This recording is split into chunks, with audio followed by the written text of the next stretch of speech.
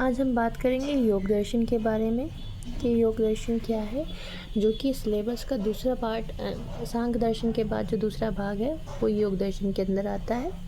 योग दर्शन जीव जगत से जुड़े परम सत्य की अनुभूति के सिद्धांत और प्रयोग पर बल देता है। मतलब ये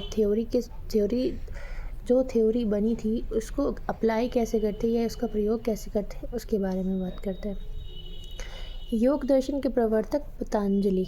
यहाँ पर ये सवाल बन सकता है कि योग दर्शन के प्रवर्तक कौन है, तो ये आप यहाँ से देख सकते हैं। छोटे क्वेश्चन मतलब कॉम्पिटिशन्स होते हैं वहाँ पे आपको मिल जाएगा। इनके अनुसार योग इंद्रियों, स्थूल शरीर, सूक्ष्म मन, बुद्धि और अहंकार के नियंत्रण के द्वारा चित्रवृत्तियों के द्वारा अपूर्णतया कैवल्य को प्राप्त करने का आध्यात्मिक प्रयत्न है।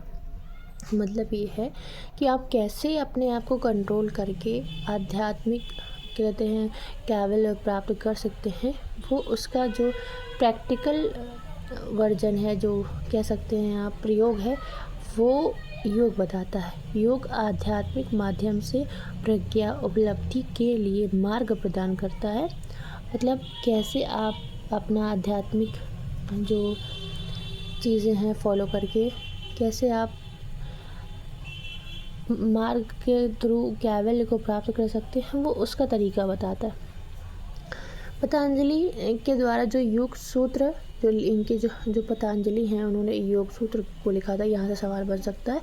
योग सूत्र योग पर सैद्धांतिक तथा व्यवहारिक प्रतिपादन है। योग को कैसे परफॉर्म करेंगे, कैसे उसको अप्लाई करते हैं या कैसे उसका प्रयोग कर सकते हैं, उसके बारे में बताया गया है कि योग का यूज़ कैसे करेंगे।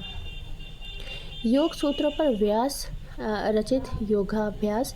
यहाँ से सवाल बन सकता है कि योगाभ्यास को लिखने वाले कौन थे, तो ये व्यास थे। उसके अलावा अब आता है वाचस्पति मिश्र द्वारा जो लिखा हुआ बुक है वो है तत्व वैशारदी। ये भी क्या कहते हैं योग पर लिखी हुई दो अन्य बुक है जो पतंजलि के अलावा लिखी गई हैं। तो जो अभी तक मैंने PYQ देखे हैं उसमें कहीं ना कहीं आपको ये मिल जाएंगे। योग दर्शन तथा सांख्य दर्शन में घनिष्ठ संबंध है। अब कह रहा है कि योग दर्शन में और सांख्य दर्शन में जो है वो एक संबंध बताया है।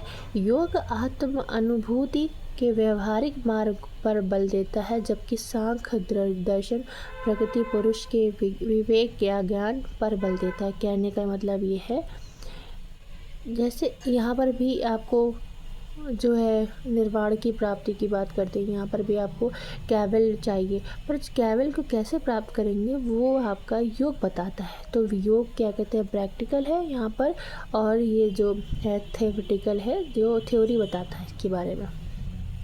इसके कारण ही योग व्यवहारिक पक्ष तथा सांख्य सैद्धांतिक पक्ष। इसके कारण ही क्या है योग को व्यवहारिक पक्ष माना जाता है और सांख्य को माना जाता है क्या कहते हैं सैद्धांतिक पक्ष। अब आता है असमानताएं भी हैं। इनमें असमानताएं कौन कौन सी हैं?